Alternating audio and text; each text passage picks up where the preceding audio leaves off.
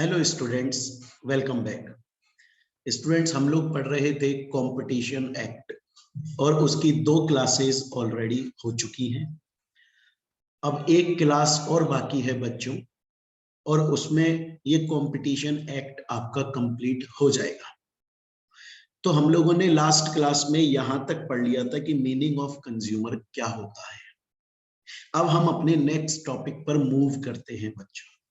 मैं ये मानकर चल रहा हूं कि ये क्लास आप जब पढ़ रहे हैं, देख रहे हैं, तो इससे पहले की जो 2 क्लासेस हुई हैं इस चैप्टर की कंपटीशन एक्ट की, वो आप पढ़ चुके हैं, आपको वो याद है, आपने उसे रिवाइज कर लिया है।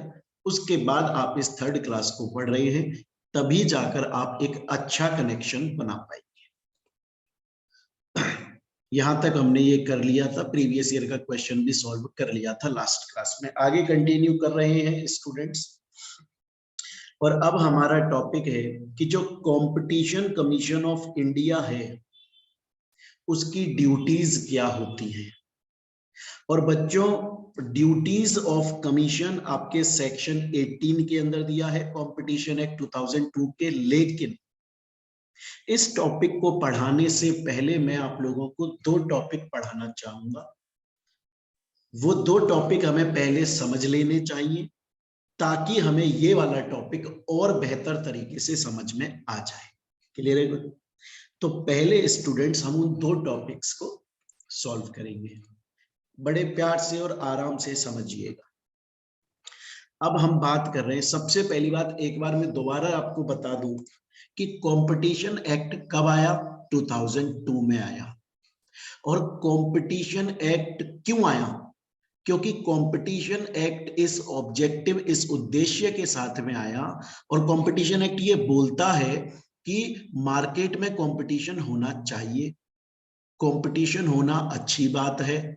अगर कंपटीशन होगा तो जो मैन्युफैक्चरर्स हैं, जो प्रोड्यूसर्स हैं, जो दुकानदार हैं, उन्हें एक डर रहेगा कि यार हमें अच्छा क्वालिटी का प्रोडक्ट देना है। अगर हम अच्छा क्वालिटी का प्रोडक्ट रीजनेबल प्राइस पर, ना ज्यादा महंगी ना ज्यादा सस्ती, रीजनेबल प्राइस पर अगर देंगे तो ही कस्टमर हमसे खरीदेगा, अदरवाइज कस्टमर हमसे नहीं खरीदेगा। मार्केट में कंपटीशन है, किसी दूसरे कॉम्पिटिटर से खरीद लेगा। तो कंपटीशन होना चाहिए, ये अच्छी बात है, इसीलिए कंपटीशन एक्ट 2002 में आया स्टूडेंट्स। लेकिन कंपटीशन एक्ट ये भी बोलता है कि मार्केट में जो कंपटीशन हो वो फेयर कंपटीशन हो, वो एकदम सही कंपटीशन हो, कुछ भी गलत कंपटीशन ना हो, इलीगल कंपटीशन ना हो। मैंने आपको पहले ही बोला था कि अगर आज मैं ये बोलता हूं कि आप मेरी क्लासेस परचेज कीजिए, मैं अच्छा पढ़ाता हूं, ये ठीक है। लेकिन अगर मैं ये बोलूं कि फलाना वाला बेकार पढ़ाता है और मैं अच्छा पढ़ाता हूं, मेरी क्लासेस लीजिए, ये गलत है। मैं अपना प्रमोशन करूं ठीक है, मैं दूसरे की बुराई नहीं कर सकता, मैं दूसरे के खिलाफ नहीं जा सकता। आप टीवी एड्स देखते हैं, टीवी एड में आप देखिए, जब भी किसी पेस्ट का एड आता है, टूथपेस्ट का या फिर कोल्ड ड्रिंक का एड आता है, तो वो लोग दूसरी कोल्ड या सोप का, साबुन का आता है, शैम्पू का आता है, कंडीशनर का आता है, हेयर ऑयल का आता है। तो बच्चों, वो जो पहले दूसरा वाला दिखाते हैं ना, उसमें लिखते हैं नॉर्मल, किसी कंपनी का नाम नहीं लिखते वो कि ये फलानी कंपनी है, ये बेकार है, हम अच्छे हैं। आप कभी भी किसी टेलीविजन एड में देखिएगा कि वो अपना ऑयल बताने से पहले, अपना बालों का तेल बताने से पहले जो दूसरा तेल दिखाते कि ये वाला बेकार है, वो एक सिंपल बोतल होती है जिसपे बस इतना लिखा होता है नॉर्मल ऑयल, किसी कंपनी का नाम नहीं होता, क्योंकि वो फेयर कंपटीशन नहीं होगा बच्चों। अब हम यही पढ़ने वाले हैं यहां पर कि कुछ ऐसे एग्रीमेंट्स होते हैं जो कि कंपटीशन के खिलाफ माने जाते हैं, उन्हें हम बोलते हैं एंटी कॉम्पिटेटिव एग्रीमेंट्स। वो एग्रीमेंट सेक्शन 3 के अंदर दिए हुए हैं ऑफ कंपटीशन एक्ट 2002। हमें ये पढ़ना है कि अगर ऐसा कोई भी एग्रीमेंट हो रहा है 2 लोगों के बीच में, या 2 से ज्यादा लोगों के बीच में, या एंटरप्राइजेस के बीच में, कंपनीज के बीच में, तो नहीं होना चाहिए ऐसा कोई भी एग्रीमेंट जो किसी कंपटीशन के अगेंस्ट में जाता है, जो कंपटीशन को तोड़ता है, जो कंपटीशन को कम करता है। जो कंपटीशन के खिलाफ बात करता है, ऐसा अगर कोई भी एग्रीमेंट है वो एंटी कॉम्पिटिटिव एग्रीमेंट माना जाता है, वो सही नहीं है। कंपटीशन एक्ट उसको प्रमोट नहीं करता, उसको प्रोहिबिट करता है, उसको मना करता है। हमें इस सेक्शन 3 के अंदर पढ़ना है कि ऐसे कौन कौन से एग्रीमेंट्स होते हैं जिनको एंटी कॉम्पिटिटिव एग्रीमेंट माना जाता है। बहुत इंपॉर्टेंट टॉपिक है, एग्जाम में बहुत बार आया है। चलिए पढ़ना स्टार्ट करते हैं। देखिए सिंपली बोल रहा है कि ना तो खुद इंडिविजुअल, ना तो कोई इंडिविजुअल पर्सन या ग्रुप ऑफ पर्सन, और ना ही कोई एंटरप्राइज कंपनी ऐसा कोई भी एग्रीमेंट नहीं कर सकती जो कंपटीशन पे एडवर्स इफेक्ट डालता हो। इंडिया के अंदर कंपटीशन पे एडवर्स इफेक्ट डालता हो, ऐसा कोई भी एग्रीमेंट नहीं किया जा सकता। स्टूडेंट्स क्लियर है ये चीज यहां तक? देन उसके बाद में नेक्स्ट देखिए, अब हम बात कर रहे हैं ऐसे कौन कौन से एग्रीमेंट्स होते हैं जिनको एंटी कॉम्पिटिटिव माना जाता है। बहुत इंपॉर्टेंट चैप्टर आने वाला है, बहुत इंपॉर्टेंट टॉपिक चल रहा है। देखिए स्टूडेंट्स, अच्छा मुझे एक बात बताइए, मैं एक क्वेश्चन पूछता हूं आपसे बच्चों, एक क्वेश्चन पूछता हूं। सपोज कीजिए कि कोई, जैसे ना एग्जांपल के तौर पे एक एजुकेशन इंडस्ट्री है, एजुकेशन इंडस्ट्री। मैंने मोहित बंसल क्लासेस ने मीटिंग करी, बाकी जितने भी इंस्टीट्यूट्स हैं इंडिया के अंदर जो सीएमए फाइनल की क्लासेस प्रोवाइड कर रहे हैं, या सीएमए की, इंटर की, फाउंडेशन की, सीए की, सीएस की क्लासेस दे रहे हैं। मान लो मैंने लॉ सब्जेक्ट के लिए करा, लॉ पढ़ा रहा हूं तो लॉ की बात करता हूं, तो मोहित बंसल क्लासेस ने एजुकेशन इंडस्ट्री के अंदर जितने भी लोग सीएमए फाइनल की लॉ पढ़ा रहे हैं उन सबके साथ में मीटिंग करके बोला कि सुनिए साहब, अभी सीएमए फाइनल लॉ की जो फीस हम लोग ले रहे हैं वो ले रहे हैं साहब 4,500, 4,000, 5,000, किसी की अलग है, किसी की कम है, किसी की ज्यादा है। हम लोग सब एक एग्रीमेंट कर लेते हैं कि चाहे कुछ हो जाए, सीएमए फाइनल की लॉ की क्लास 15,000 रुपए में मिलेगी एक बच्चे को, चाहे कुछ हो जाए, इससे नीचे देनी नहीं है जी, किसी को भी बच्चे को देनी नहीं है। और इंडिया में जितने लोग इस प्रोडक्ट, मतलब सीएमए फाइनल लॉ सब्जेक्ट इस प्रोडक्ट से रिलेटेड है, वो सब ने एग्रीमेंट कर लिया, हाँ जी नहीं देंगे 15,000 से नीचे। पता ये क्या है बच्चों, सीएमए फाइनल का लॉ इंपॉर्टेंट है, पर इसका मतलब ये तो नहीं है ना कि आप 15,000 रुपए लोगे एक बच्चे से। इतना ज्यादा, इतनी तो वैल्यू नहीं है उसकी। अगर एक सब्जेक्ट का 15,000 लेने लग गए तो ऐसे तो 8 सब्जेक्ट है, बच्चा बस फीस ही, लाख से ऊपर की फीस ही भरता रह जाएगा। तो ये हो क्या रहा है, एक प्रोडक्ट सीएमए फाइनल लॉ, उससे रिलेटेड जितने भी लोग हैं वो सब लोग आपस में मिलकर उसकी प्राइस को मैनिपुलेट कर रहे हैं। उसकी प्राइस को क्या कर रहे हैं, मैनिपुलेट कर रहे हैं बच्चों। जबरदस्ती में उसकी प्राइस बढ़ा दी जा रही है, या ऐसा हो सकता है जबरदस्ती में घटा दी जा रही है उसको बेकार बनाने के लिए। ये एंटी कॉम्पिटिटिव एग्रीमेंट है। कंपटीशन रहा ही नहीं, अब कंपटीशन रहा ही नहीं ना, अब तो बच्चा 15,000 में ले रहा है। तो देखिए आपका ये बात यहां पर लिखी हुई है, ए और बी दोनों पॉइंट ए की बात करते हैं कि अगर पर्संस या ग्रुप ऑफ पर्सन, एंटरप्राइजेस या ग्रुप ऑफ एंटरप्राइजेस डायरेक्टली या इनडायरेक्टली किसी प्रोडक्ट की परचेज को या उसकी सेल प्राइस को, खरीदने बेचने की प्राइस को कंट्रोल करने की कोशिश करते हैं, तो उसे हम कार्टेल बोलते हैं।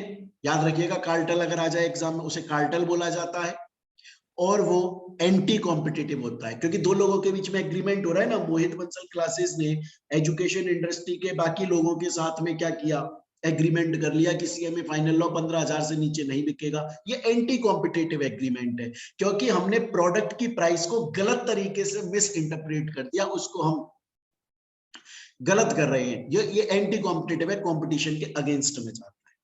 यहां तक समझ में आया?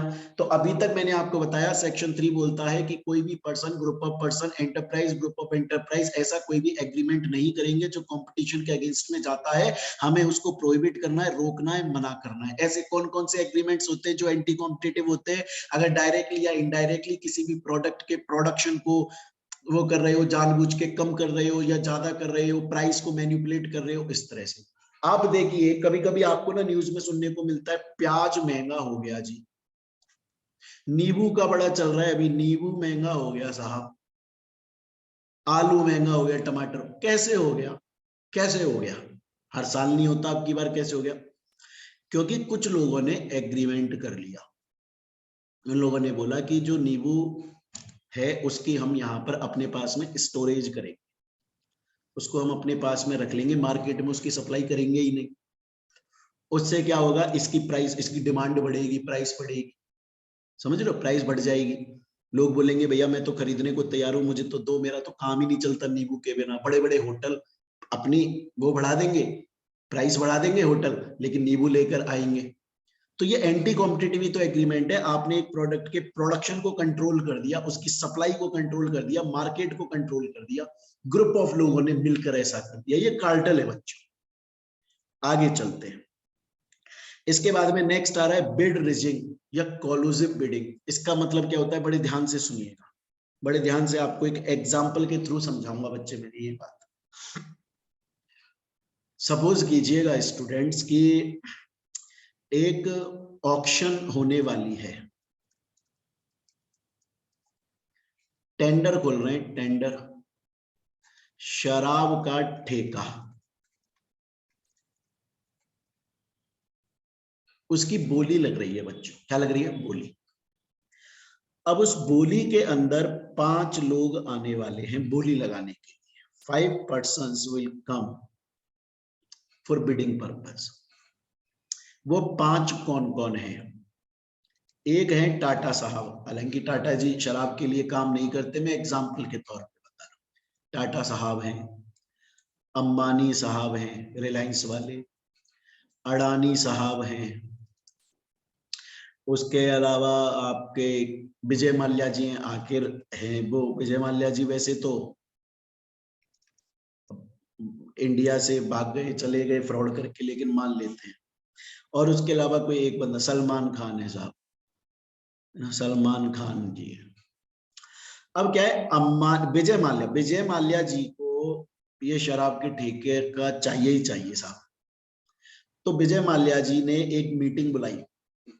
ये बिडिंग कब होने वाली है? बिडिंग होने वाली है 21 अगस्त 2022 को बिडिंग होने वाली है। विजय माल्या जी ने एक मीटिंग बुलाई, पहले 20 अगस्त को मीटिंग बुला दी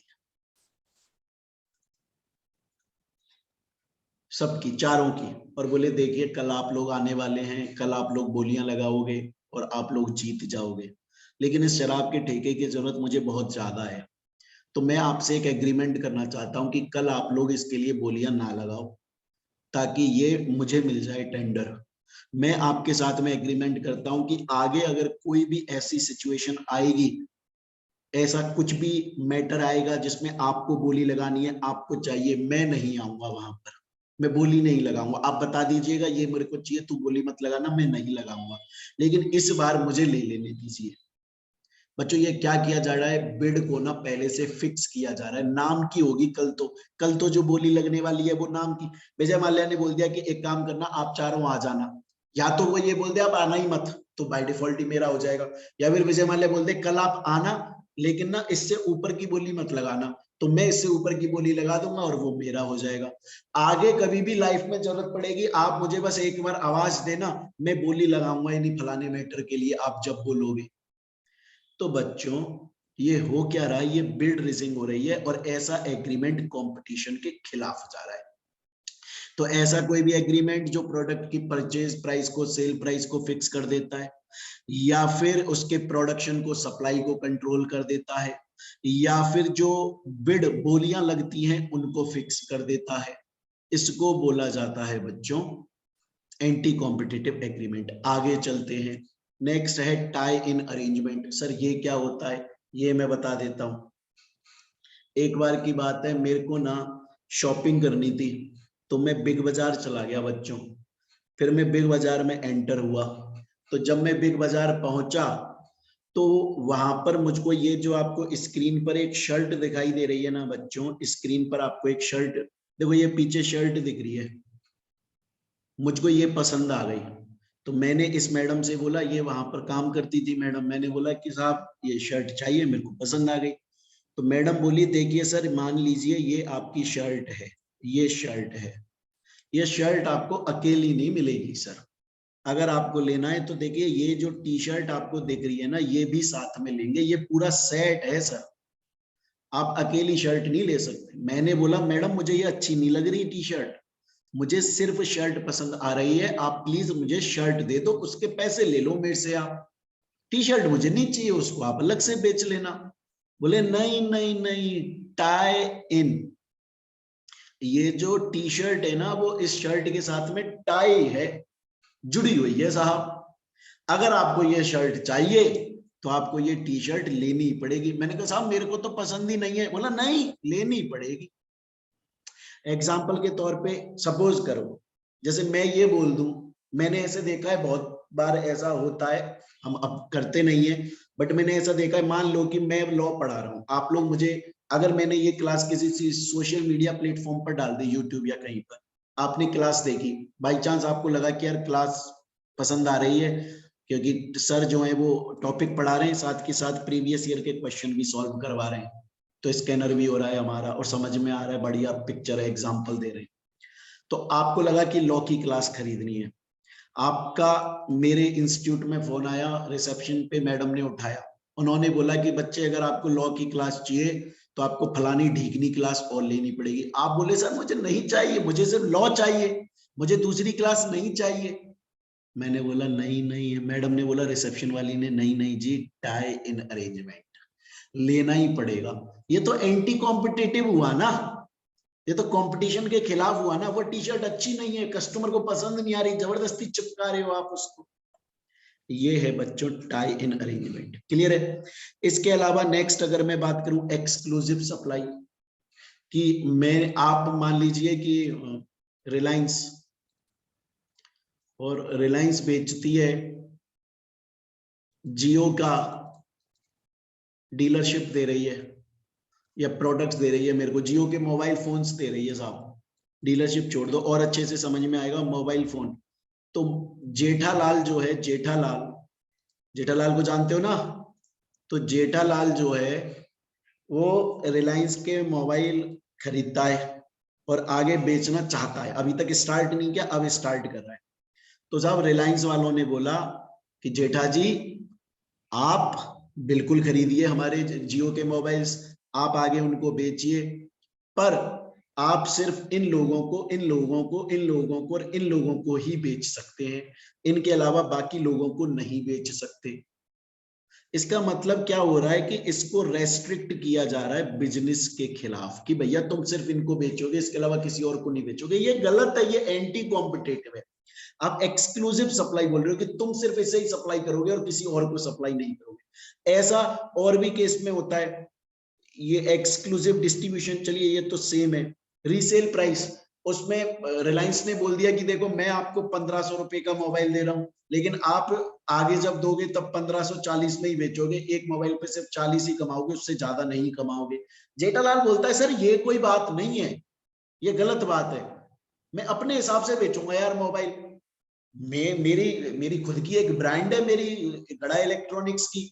आपका 1500 का मोबाइल जब गड़ा इलेक्ट्रॉनिक्स पे आएगा, बाय डिफॉल्ट वो 2000 का 3000 का हो जाएगा, मैं उतने में बेचूंगा, लोग खुशी खुशी खरीदते हैं। आप कैसे मेरे ऊपर रेस्ट्रिक्शन लगा रहे हो, आप कैसे मेरे साथ में एक एंटी कॉम्पिटिटिव एग्रीमेंट कर रहे हो कंपटीशन के खिलाफ जाकर, कि तुम सिर्फ इसी को बेचोगे या सिर्फ इतनी प्राइस में बेचोगे। ये section 3 of the competition act 2002 के अंदर एंटी कॉम्पिटिटिव एग्रीमेंट है, ये वैलिड नहीं है, हम इसे प्रोहिबिट करेंगे, मना करते हैं हम इसकी। तो बच्चों ये है आपका सेक्शन 3, मेरे ख्याल से समझ में आया, दोबारा जल्दी से रिवाइज कर देता हूं।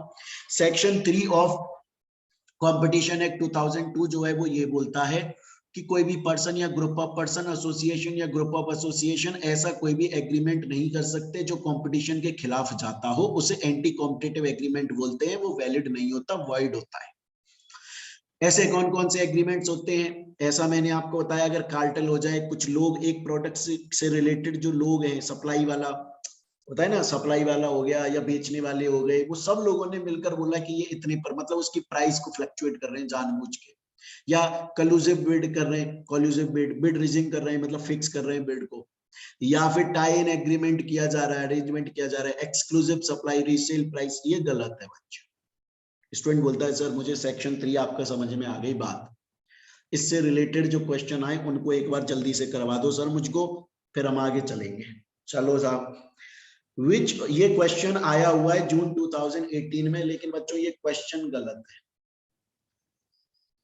ये क्वेश्चन जब आया था जून 2018 में, इस मुद्दे पर बात भी चली थी, ये क्वेश्चन गलत आया था। आप बोलो, आप खुद ही बोलोगे हाँ जी सर गलत। क्वेश्चन बोल रहा है which of the following is not the type of unfair competition, मतलब इनमें से जो हमें इतने सारे नाम दिए, एग्रीमेंट्स के नाम दिए, इनमें से ऐसा कौन सा एग्रीमेंट है जो अनफेयर नहीं होता? अरे मेरी बात समझ में? कलूसिव प्राइस ये अनफेयर होता है, creation of barriers to entry ये अनफेयर होता है। आप ऐसा एग्रीमेंट कर रहे हो, इसे मैं सेक्शन 5 और सेक्शन 6 में डिटेल में पढ़ाऊंगा, सेकंड वाले को, ये यहाँ का पार्ट नहीं है, बट समझ लो। कल को मान लीजिए टाटा कंपनी और रिलायंस कंपनी दोनों मिलकर काम करने लग जाएं साथ में, मतलब कंबाइन होकर काम करने लग जाएं बच्चों, और वो दोनों बनाने लग जाएं अब नैनो कार, या कार की फील्ड में आ जाएं। अब तो कितना सारा पैसा आ गया, अभी तक तो अकेली टाटा बना रही है, उसने दम निकाल दी दुनिया की इंटरनेशनल लेवल पे। अब रिलायंस भी साथ में कर रही है काम, कितना पैसा आ गया इनके पास, ये तो बहुत हाईटेक गाड़ियां बना देंगे, बड़े सस्ते में बेचेंगे साहब, और ये तो मार्केट पे कंट्रोल कर लेंगे। कल को कोई नया बंदा, नई कंपनी अगर एंट्री लेना चाहती है इस कार मैन्युफैक्चरिंग मार्केट में, वो ले ही नहीं पाएगी, क्योंकि इन दोनों ने मिलकर अपनी मोनोपोली क्रिएट कर दी। अरे मेरी बात समझ में? तो ये है second, creation of barrier. Barrier मतलब आपने हर्डल, आपने बैरियर लगा दिया, पुलिस का बैरियर होता है ना, जब आप बाइक चलाते हो वो बैरियर लगा देते हैं, मतलब रुकावट, कि भैया इस मार्केट में आ ही नहीं सकते। ऐसा एग्रीमेंट अगर कर रहा है टाटा और रिलायंस, ये गलत है। टाई इन परचेज ये गलत है। प्रीडेटरी प्राइसिंग, प्रीडेटरी प्राइसिंग का मतलब पहले से प्राइस फिक्स कर देना, ये चारों गलत है। तो ये क्वेश्चन जो आया था ना बच्चों, इसमें क्या हुआ था, इनको एक ऐसा ऑप्शन देना चाहिए था जो एग्रीमेंट सही होता, लेकिन ये वो देना भूल गए, इन्हें चारों की चारों इन्होंने अनफेयर दे दिए, इसलिए ये क्वेश्चन गलत है। लेकिन आपको ये पता लगाने के लिए मैंने यहां पर दिया है कि इस टाइप का क्वेश्चन आता है बच्चों। चलिए आगे देख लेते हैं। इसके बाद में देखिए ये दिया हुआ है मैच दी फॉलोइंग, ये बहुत सारे अलग अलग चैप्टर्स का है, हमें अपने काम का देखना है। इसमें टाई इन अरेंजमेंट दिया हुआ है, तो टाई इन अरेंजमेंट कहां से बिलोंग करता है? कंपटीशन एक्ट से बिलोंग करता है। 1 मार्क आ गया आपका। Next, what do you mean by anti competitive agreement? और क्या tie in arrangement, resale price maintenance ये एंटी कॉम्पिटिटिव है? अब आप लिख सकते हो, कंपटीशन एक्ट का सेक्शन 3 बताता है एंटी कॉम्पिटिटिव एग्रीमेंट वो होते हैं जो कंपटीशन के खिलाफ जाते हैं, एडवर्स इफेक्ट डालते हैं, और ये वॉइड होते हैं और इनको सही नहीं माना जाता, और इनके एग्जाम्पल्स हैं ये। फिर आपको टाई इन अरेंजमेंट और रीसेल प्राइस वाले को एक्सप्लेन करना है, आपके मार्क्स आ जाएंगे। Next question, under unfair competition act, इनमें से अनफेयर कौन सा है ना? कलूसिव प्राइस, हाँ ये भी अनफेयर है। Allocation of markets, market allocate कर दिए कि तुम सिर्फ यहीं बेचोगे, मतलब एक्सक्लूसिव सप्लाई, ये वाला जो मैंने पढ़ाया था एक्सक्लूसिव, कि तुम सिर्फ इन्हीं को बेचोगे, तो मार्केट फिक्स कर दिए, ये गलत है।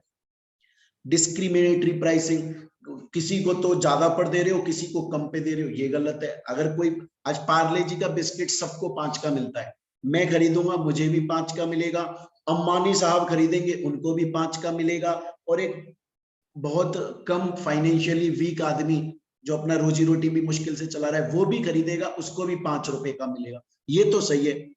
लेकिन वो लेने जाता है गरीब आदमी, उसको 5 का, मैं लेने जाता हूं तो 10 का, अंबानी साहब लेने जाते हैं तो उनको 1000 रुपए का, ये गलत है भाई साहब।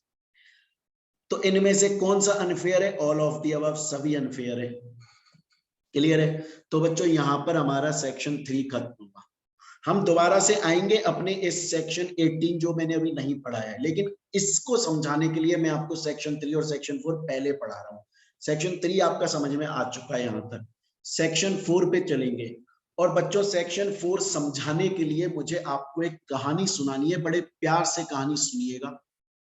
उस कहानी को मैंने यहाँ पिक्चराइज किया हुआ है, लेकिन आपका ध्यान मेरे सुनने पे होना चाहिए, मेरी आवाज पर होना चाहिए, ठीक है बच्चों।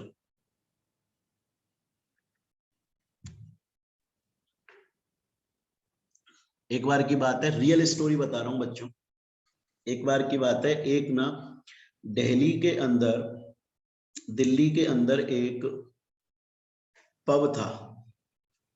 दिल्ली के अंदर एक पब का मतलब पता है क्या होता है? डिस्को टाइप होता है, बार टाइप समझ लीजिए, जहाँ बहुत अच्छे लोग आते हैं। अच्छे से मतलब है कि बड़े लोग भी आते हैं, सब तरह के लोग आते हैं। डिस्को विक्सो होता है, म्यूजिक व्यूजिक चलता है, ऑल दैट, शराब एंड ऑल दैट, वो सब कुछ होता है, ठीक है, जो मूवीज में पार्टी देखते हैं वो सब। और वो दिल्ली में बहुत बेस्ट चलता था, नंबर 1 चलता था जी, नंबर 1 चलता था, एक्चुअल स्टोरी है ये। और चलते जा रहा था, मार्केट में नाम था उसका, और कोई उसके आसपास कॉम्पिटिटर भटक नहीं पा रहा था।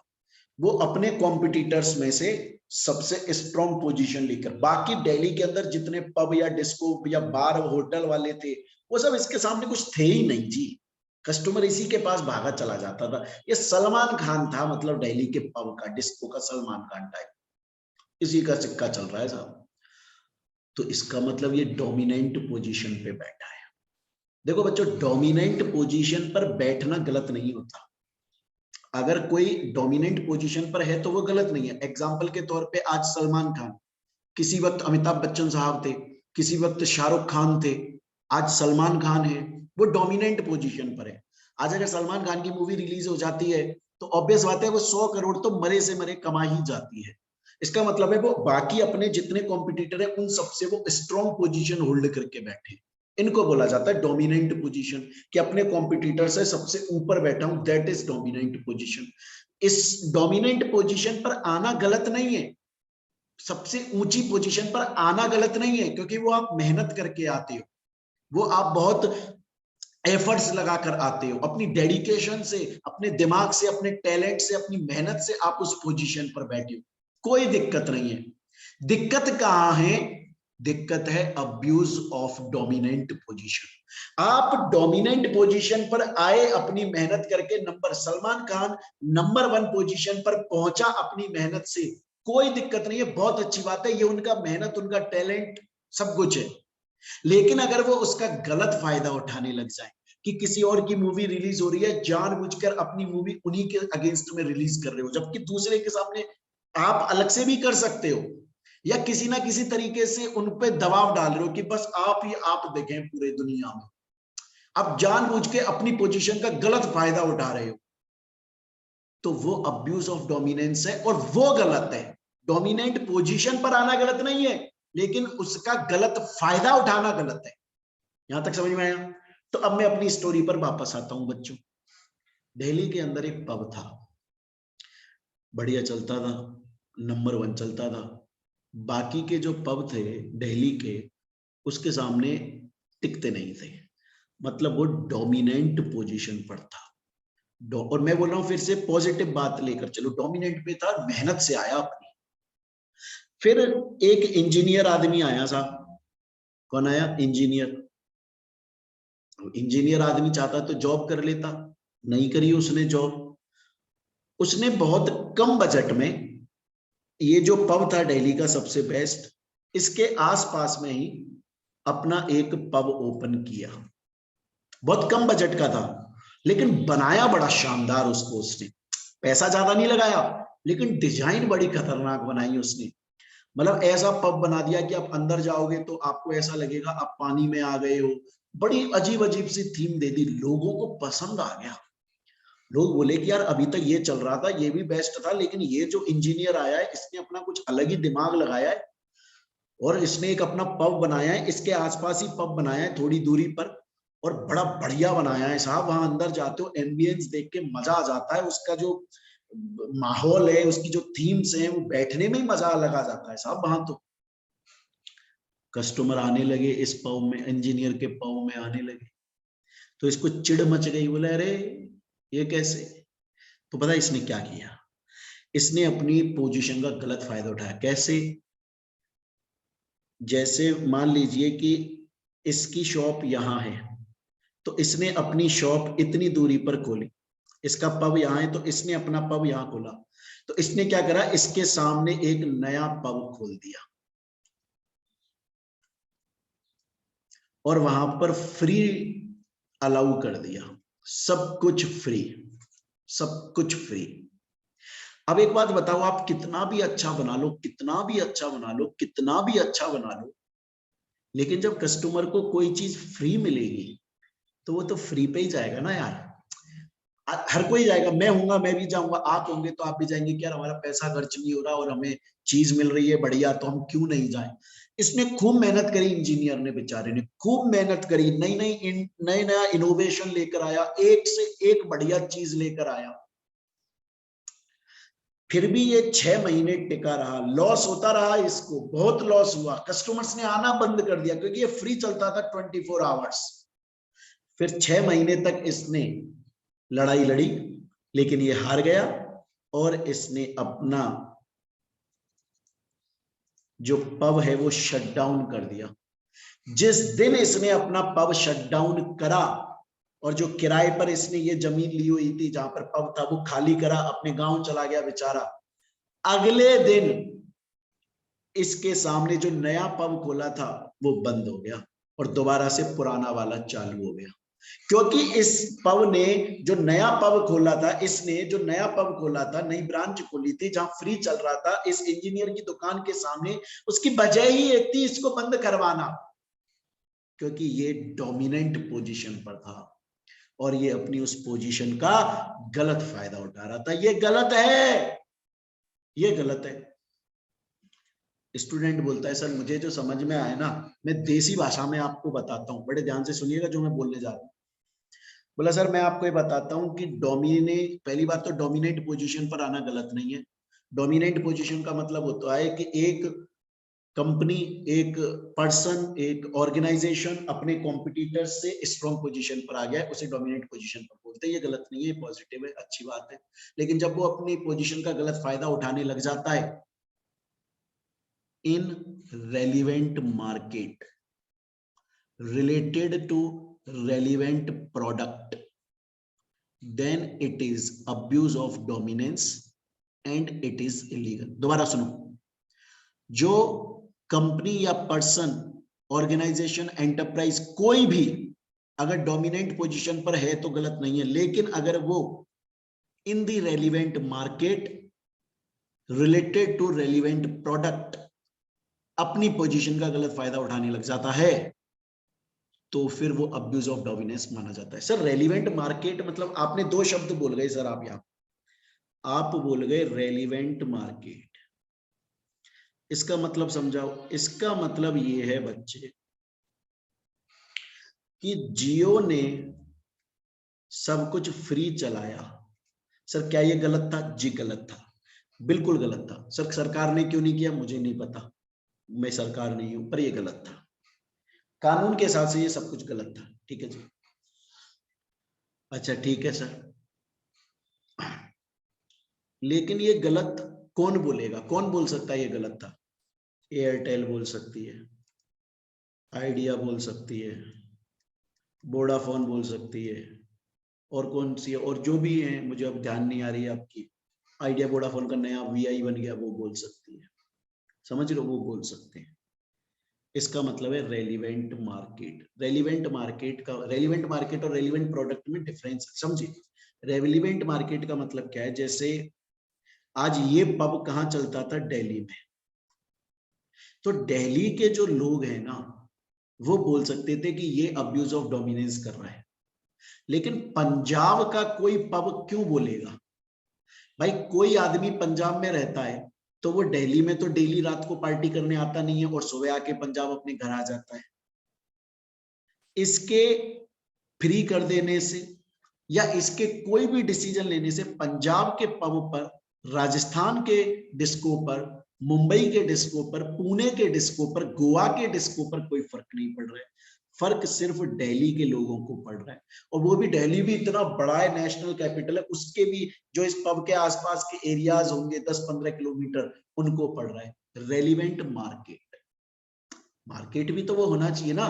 आज मैं राजस्थान में बैठकर या फिर मैं दिल्ली में बैठकर कोई डिसीजन लेता हूं, गलत डिसीजन लेता हूं, मैं मान लो डोमिनेंट पोजीशन पर हूं और मैं गलत डिसीजन लेता हूं, उससे मेरे आसपास का जो मार्केट है, मेरे आसपास का जो मार्केट के अंदर मेरे वाले प्रोडक्ट्स को बेच रहा है आदमी, सेम प्रोडक्ट को, वो अफेक्ट होगा। मतलब relevant product in the relevant market. Relevant market यहाँ पे ज्योग्राफिकली बताया गया है कंपटीशन एक्ट में, कि मेरे आसपास के एरिया में जो लोग वही प्रोडक्ट बेच रहे हैं जो मैं बेच रहा हूं, और उसमें मैं गलत एब्यूज ऑफ डोमिनेंस कर रहा हूं, वो बोलेंगे गलत है। कोई मेरे से दूर दराज आदमी बैठा हुआ जिसका कोई लेन देन ही नहीं है, क्योंकि आज मेरे डिसीजन, मैं अगर लॉ की सब्जेक्ट की फीस बहुत कम कर देता हूं तो उससे किसी दूसरे आदमी को कोई फर्क नहीं पड़ने वाला। अगर मैं ऑफलाइन की बात करूं तो उससे किसी को फर्क नहीं पड़, मैं ऑफलाइन में ये बोल दूं सीएमए फाइनल की लॉ में 1000 रुपए में पढ़ाऊंगा, और मैं पढ़ा रहा हूं दिल्ली में, मेरे पास में पंजाब का और साउथ का, कर्नाटक का एक टीचर आके बोलता है 1000 में क्यों पढ़ा रहे हो। अबे मैं बोल रहा हूं कि यार मैं दिल्ली में पढ़ा रहा हूं, तुम रहते हो साउथ में, साउथ से मेरे पास में बच्चा पढ़ने आ रहा है क्या? तुम रेलिवेंट मार्केट में हो ही नहीं। कोई मेरे पास में दिल्ली वाला टीचर अगर आकर बोलता है कि साहब सीएमए फाइनल की लो आप 1000 रुपए में पढ़ा रहे हो, गलत कर रहे हो, मैं बोलूंगा हाँ तुम सही बात बोल रहे हो, क्योंकि मेरे डिसीजन से तुम अफेक्ट हो रहे हो। लेकिन जो बंदा मेरे रेलिवेंट मार्केट में है ही नहीं, ज्योग्राफिकल एरिया में है ही नहीं, मेरे डिसीजन से इंपैक्ट ही नहीं होता, वो फालतू में आके बकवास क्यों कर रहा है? उसका तो कोई लॉस नहीं हो रहा। तो अब्यूज ऑफ डोमिनेंस तब माना जाता है जब रेलिवेंट मार्केट में और रेलिवेंट प्रोडक्ट से रिलेटेड। तो रेलिवेंट मार्केट का मतलब उस आसपास के एरिया, रेलिवेंट प्रोडक्ट वही बंदा आकर बोलेगा जो सीएमए फाइनल की लॉ पढ़ा रहा है। कोई बंदा पढ़ा रहा है आईएएस आईपीएस का हिस्ट्री का सब्जेक्ट, वो मेरे से आकर बोल रहा है कि मोहित बंसल जी आपने सीएमए फाइनल की लॉ का सब्जेक्ट वो फीस का कम कर दिया फीस। अबे तेरे को क्या लेना देना? तू पढ़ा रहा है कि बाबर कब आया था, अकबर कब आया था, रजिया गुंडों में क्यों फंसी थी, तू ये बता रहा है। मैं यहाँ पर कानून सिखा रहा हूँ, दोनों बहुत दूर दूर है, रेलिवेंट प्रोडक्ट ही नहीं है। तो रेलिवेंट प्रोडक्ट का मतलब है सेम जो प्रोडक्ट बेच रहा है, और रेलिवेंट मार्केट का मतलब है सेम एरिया में जो बेच रहा है, जो अफेक्ट हो सकता है मेरे डिसीजन से, उसके लिए अब्यूज ऑफ डोमिनेंस है। जो वो प्रोडक्ट ही नहीं बेच रहा या फिर वो कहीं दूर दराज बेच रहा है, अगर बेच भी रहा है तो वो नहीं माना जाएगा अब्यूज ऑफ डोमिनेंस। स्टूडेंट बोलता है सर एकदम समझ में आ गया, आपका ये पूरा सेक्शन 4 आपने यहीं पे समझा दिया, एक ही बार में समझा दिया सर आपने पूरा। सर मेरे को ये बताओ क्या इससे रिलेटेड कोई क्वेश्चन एग्जाम में आया हुआ है? जी हाँ आया हुआ है, और वो ये बोल रहा है कि अगर कभी competition CCI competition commission of India अगर चेक करता है कि कोई कंपनी अपना अब्यूज ऑफ डोमिनेंस कर रही है कि नहीं कर रही है, जैसे इस क्वेश्चन के अंदर एक ह्यूज लिमिटेड है, वो अपने अब्यूज ऑफ डोमिनेंस कर रही है कि नहीं कर रही है, अगर सीसीआई चेक करेगा तो कौन कौन से मैटर्स चेक करेगा? सीसीआई ये चेक करेगा कि अब्यूज ऑफ डोमिनेंस करने की वजह से कहीं ऐसा तो नहीं है कि उस प्रोडक्ट की परचेज में या सेल में फर्क आ गया है बाकी कॉम्पिटिटर्स के लिए, प्राइस में फर्क आ गया है, लोग अपना प्रोडक्ट नहीं बेच पा रहे हैं, और किसी ना किसी तरीके से मार्केट का उनको एक्सेस नहीं मिल रहा है, क्योंकि डोमिनेंट पोजीशन वाला तो उनको दबा दे रहा है ना, उनको एंट्री नहीं लेने दे रहा है। इन चीजों को चेक करता है सीसीआई।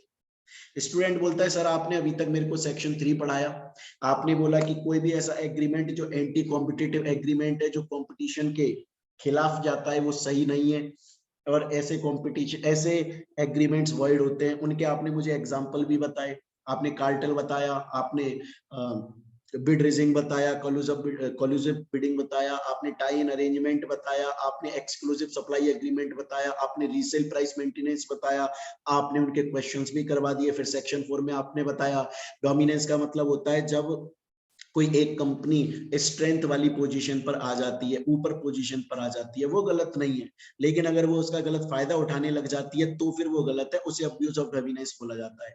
ये रेलिवेंट मार्केट में होना चाहिए, मतलब रेलिवेंट ज्योग्राफिक मार्केट के अंदर, रेलिवेंट प्रोडक्ट से रिलेटेड, मतलब वही लोग बोल सकते हैं ये गलत है जो सेम प्रोडक्ट बेच रहे हैं और आसपास के एरिया में बेच रहे हैं, जिसकी वजह से अगर ये डोमिनेंट पोजीशन वाला कोई डिसीजन लेगा तो इनका लॉस होता है।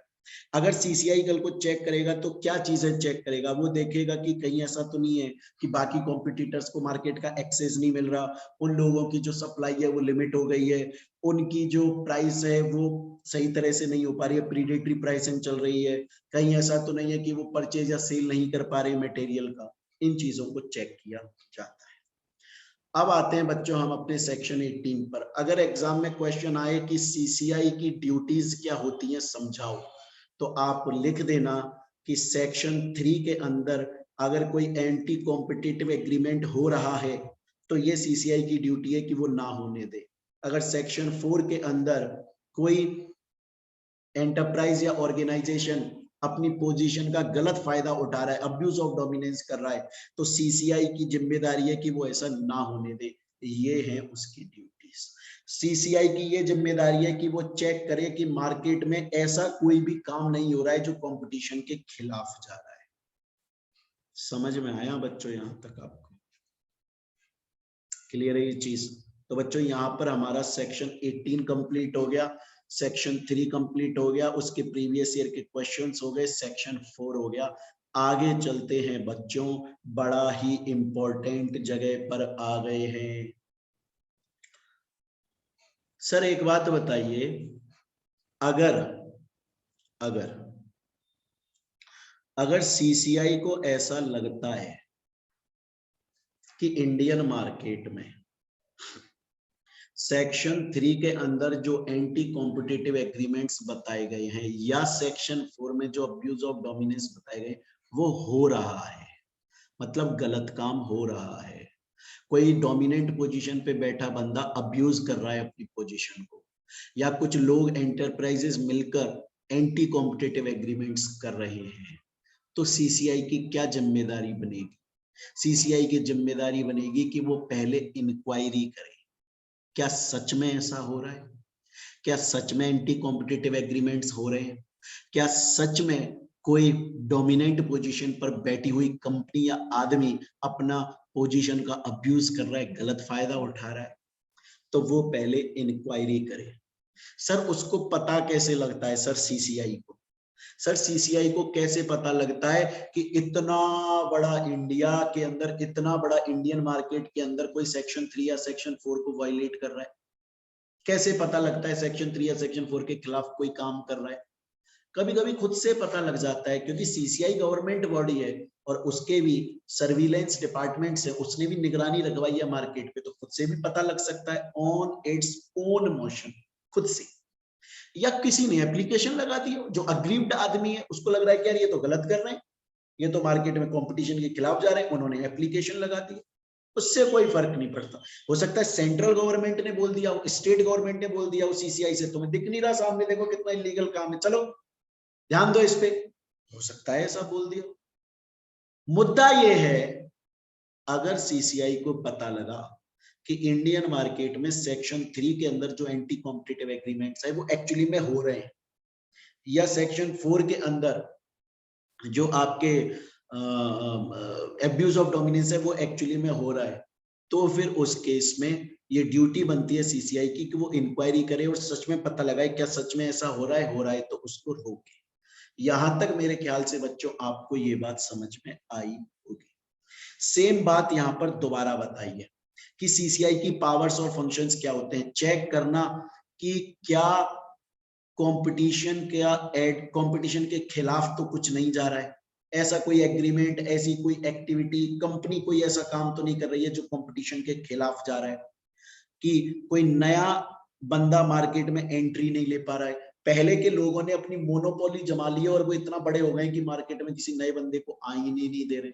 ऐसा आपने देखा होगा, आज से 1-2 साल पहले जब सुशांत सिंह राजपूत की डेथ हुई थी तो ये बड़ा मुद्दा चढ़ा था कि बॉलीवुड में कुछ गैंग बन गई है 4-5 और वो नए टैलेंट को काम ही नहीं करने दे रही है, तो ये गलत है साहब, अगर ऐसा है तो बाई चांस।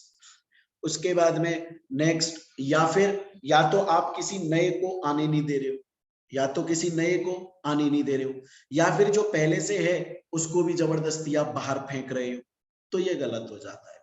आ रही है मेरी बात समझ में? देखो यही बात बोल रहा है। फर्स्ट पॉइंट, नए बंदे को आने नहीं दे रहे हो। सेकंड पॉइंट, जो पहले से मार्केट में है उसको जबरदस्ती लात मार के भगा रहे हो, अपनी अब्यूज ऑफ डोमिनेंस कर रहे हो।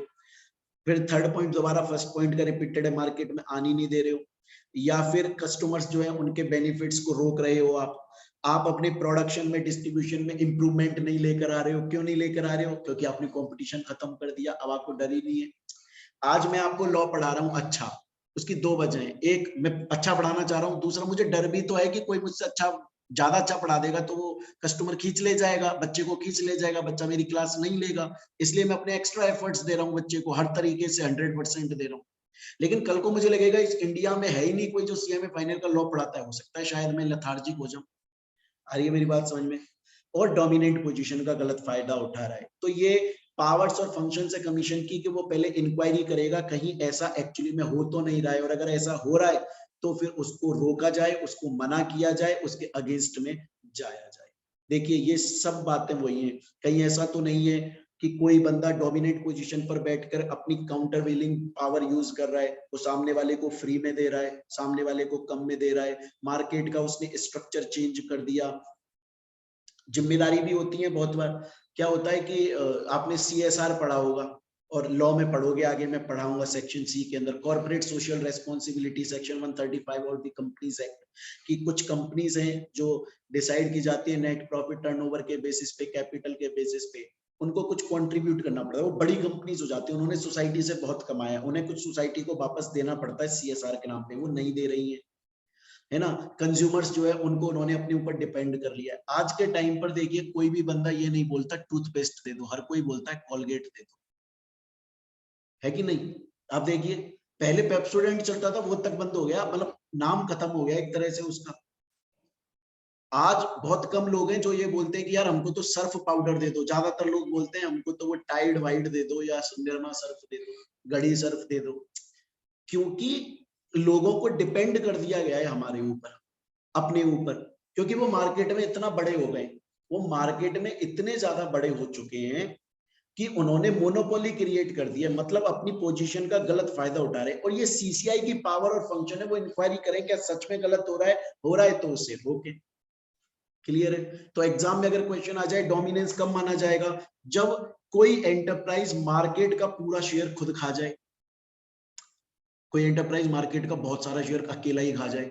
मतलब मार्केट के अंदर अगर 1000 करोड़ रुपया कमाया जाता है, मान लो रियल एस्टेट सेक्टर में 1000 करोड़ रुपया कमाया जा रहा है भारत में, तो डीएलएफ उसमें से 870 करोड़ अकेली कमा रही है। भैया ये तो डोमिनेंट पोजीशन पर है, उसका साइज बहुत ज्यादा बड़ा हो चुका है, उसका कॉम्पिटिटर जो है वो उसके सामने कुछ बेचते ही नहीं है, इसे डोमिनेंट पोजीशन आते हैं, और वो गलत कर रहा है तो ये अब्यूज ऑफ डोमिनेंस है। तो बच्चों यहां तक मैंने आपको सेक्शन 3, सेक्शन 4, सेक्शन 18, सेक्शन 19 और ये पावर्स एंड फंक्शंस पढ़ाया। मेरे ख्याल से बच्चों यहां तक आपको समझ में आया होगा। क्लियर है? तो बच्चों आगे बढ़ने से पहले आप लोगों की ड्यूटी है, क्योंकि मैं हर बार बहुत बार रिवाइज कराता हूँ, ये चैप्टर हमने इससे पहले 2 क्लास हुई है, उसमें कम से कम 6-7 बार रिवाइज कर लिया है हमने क्लास के अंदर ही। तो अब ये आपकी ड्यूटी है कि आप इस चैप्टर को, यहाँ वीडियो को पॉज करो, क्लास को एक बार रिवाइज कर लो, फिर दोबारा से यहाँ पर आओ और फिर क्लास को आगे कंटिन्यू करो। ठीक है बच्चों? स्टूडेंट्स अब हम मूव करेंगे अपने आगे नेक्स्ट टॉपिक सेक्शन 5 पर। बहुत ही इंपॉर्टेंट टॉपिक है ये इस चैप्टर का, बड़े ध्यान से। पहले मैं एक समरी सुनाऊंगा इसकी आपको, वो आपको बड़े ध्यान से समझनी है। ये पूरा टॉपिक बहुत ही ज्यादा इंपॉर्टेंट है बच्चों, ध्यान से पढ़। ये चैप्टर खत्म होने की कगार पर है, कम से कम ये लगा लो आध पौन घंटे क्लास और चलेगी, 40-45 मिनट या 1 घंटे भी क्लास चल सकती है और ये खत्म हो जाएगा चैप्टर। बहुत इंपॉर्टेंट टॉपिक पर पहुंच गए, ध्यान से सुनना। पहले एक कहानी सुनाऊंगा आपको, बड़े प्यार से सुनो। क्या होता है बच्चों, अगर 2 या उससे ज्यादा कंपनीज आपस में मर्ज हो रही है, मतलब मिल रही है, या कोई कंपनी किसी दूसरी को एक्वायर कर रही है, कुछ भी हो रहा है, फाइनल रिजल्ट ये निकल कर आ रहा है कि 2 या उससे ज्यादा कंपनियां अब कंबाइन हो रही हैं, कंबाइन हो जाएंगी और फिर आगे काम करेंगी। तो जब भी इंडिया के अंदर 2 या उससे ज्यादा कंपनीज अगर कंबाइन होकर काम करना चाहती हैं, तो फिर उस केस में पहले उनको कंपटीशन कमीशन ऑफ इंडिया को नोटिस देना पड़ता है। सर क्यों देना पड़ता है? किसको देना पड़ता है? उन कंपनीज को, दोनों कंपनीज को, वो एक साथ में जॉइंट लेटर, जॉइंट नोटिस देती हैं सीसीआई को। नोटिस देना पड़ता है कि हम कंबाइन होना चाह रहे हैं, हम मर्ज होना चाह रहे हैं, तो हम आपको ये इंटीमेट कर रहे हैं। क्यों सर, क्या वजह है ऐसी? ऐसी वजह है क्योंकि एक लिमिट है कंपटीशन एक्ट के अंदर, और वो लिमिट ये बोलती है कि अगर 2 या उससे ज्यादा कंपनीज कंबाइन हो गई और अगर होने के बाद उनकी असेट्स या उनका टर्नओवर इस लिमिट से एक्सीड कर रहा है, तो बिल्कुल चांसेस हैं कि फ्यूचर में वो लोग इस मार्केट पे अपनी मोनोपोली ले लेंगे। ये लिमिट बहुत सोच समझ के बनाई गई है, और ये सिंपल सा है कि अगर 2 कंपनीज कंबाइन हो रही हैं और कंबाइन होने के बाद उनकी असेट्स, टोटल असेट्स दोनों की मिलाकर, टोटल असेट्स या टर्नओवर, जो लिमिट हम अभी पढ़ने वाले हैं, जो लिमिट मैं अभी आपको यहां पढ़ाने वाला हूं, अगर उस लिमिट से ज्यादा हो रही है कंबाइन होने के बाद असेट्स या टर्नओवर, कोई भी एक चीज, either assets or turnover exceeding the prescribed limit of the competition act, then those parties, those companies must file a notice to CCI, Competition Commission of India. Sir क्यों sir?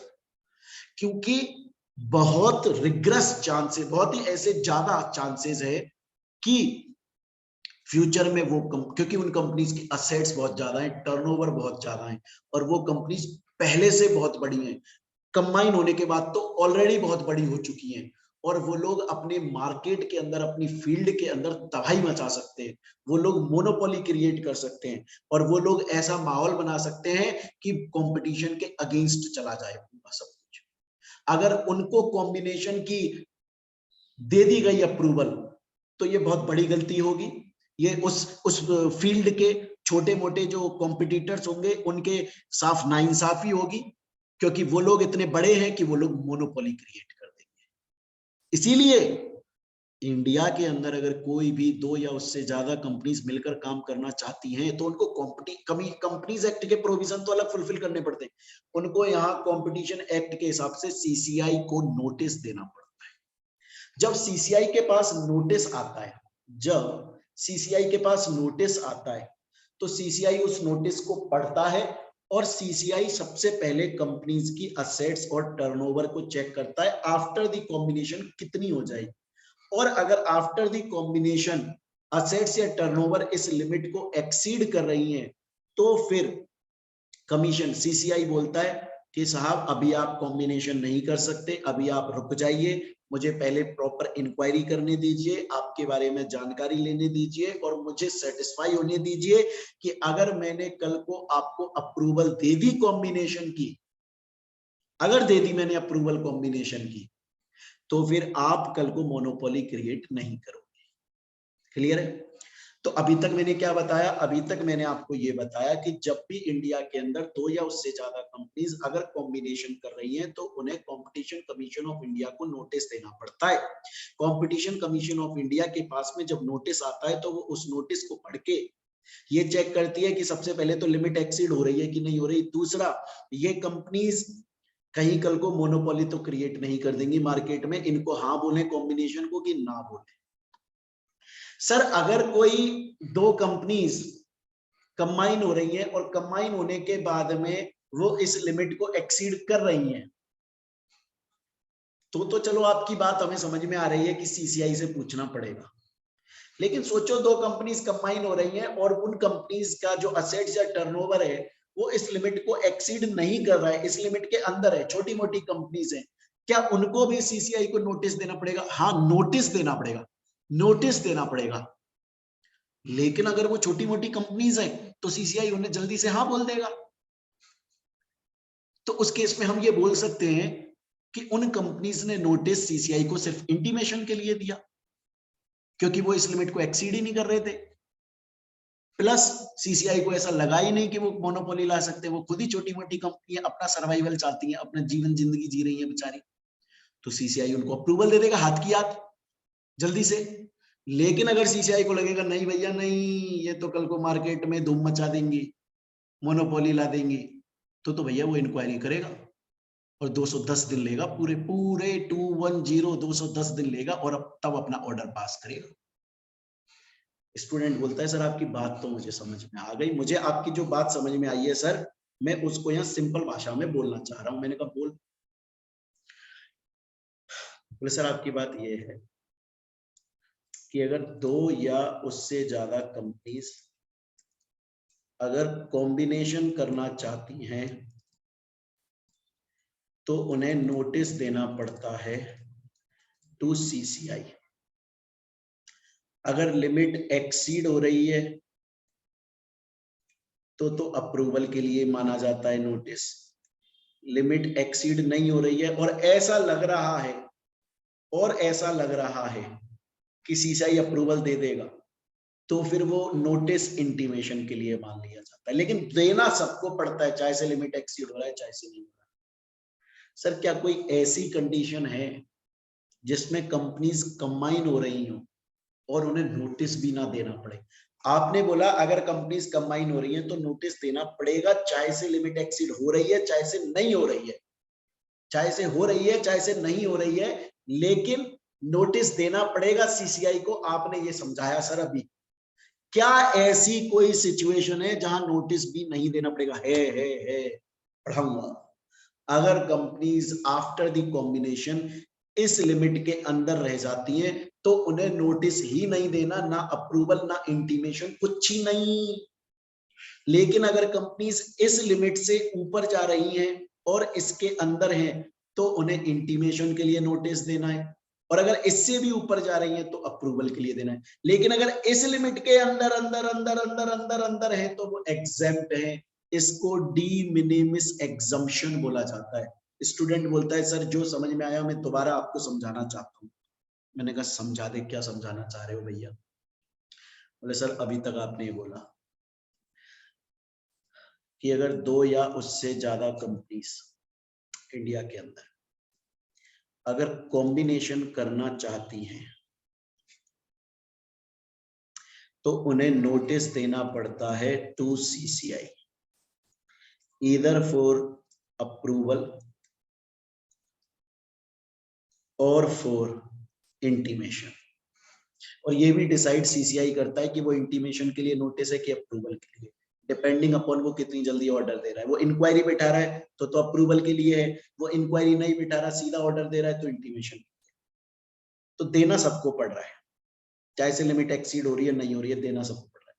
लेकिन एक D मिनिमिस exemption है जो ये बोलता है कि अगर इस लिमिट के अंदर हो तो आपको नोटिस भी नहीं देना।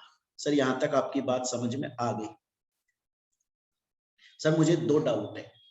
मैंने कब बोले सर पहला डाउट मेरा ये है कि जो लिमिट है वो कंपटीशन एक्ट के कौन से सेक्शन में डिफाइंड है? वो है सेक्शन 5 में डिफाइंड है।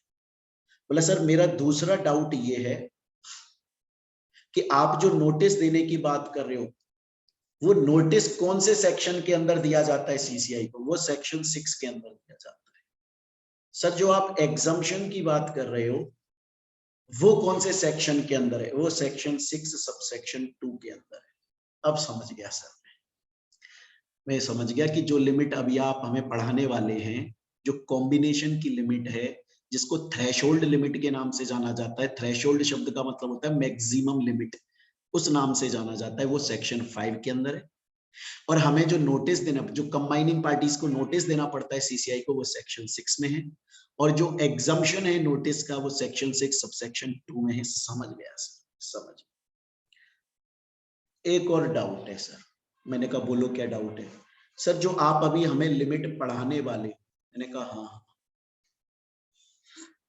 सर अगर लिमिट के अंदर है तो नहीं, नहीं एक्सीड होना जरूरी है, more more more more than this limit, exceed करो इस लिमिट को, समझ गया सर, पहला क्वेश्चन समझ गया। दूसरा एक और है सर, सर सिर्फ इंडिया की कंपनीज अगर आपस में कंबाइन हो रही हैं तो सिर्फ उन्हीं के लिए ये लिमिट है, या एक इंडिया की और एक फॉरेन की कंबाइन हो रही है तो उनके लिए भी है? दोनों दोनों, इधर डोमेस्टिक और इंटरनेशनल या ग्लोबल, दोनों दोनों।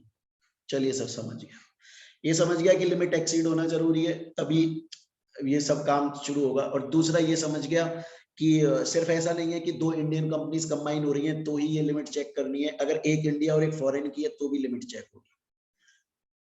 अच्छा सर ये पूछना है कि सिर्फ इकलौती कंपनी कंबाइन हो रही है इकलौती कंपनी से, और एक तरफ पूरी ग्रुप कंपनी जा रही है, उसकी होल्डिंग सब्सिडरी सब जा रही है, तो कौन से पर एप्लीकेबल है? दोनों पर, दोनों के लिए अलग अलग लिमिट है। अगर ऐसी कंपनी जिसकी कोई सब्सिडरी होल्डिंग नहीं है और वो इकलौती जा रही है इकलौती में, तो उसके लिए भी लिमिट है।